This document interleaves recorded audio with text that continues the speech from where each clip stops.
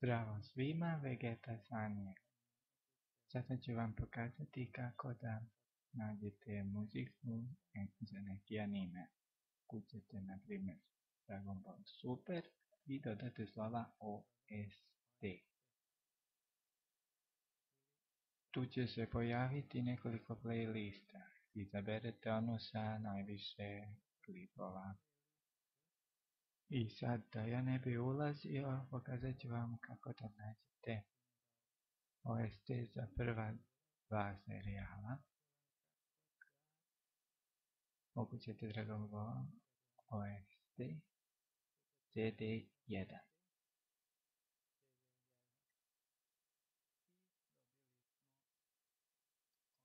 Treba da ima ukupno 5 CD-ova, pa potražite to. A sada ću vam reći kako da nađete za američki. Potrebno je da ukućete Dragon Ball Z, Bruce Falconer. Gledajte da naiđete na kanal koji 88. Tako nešto.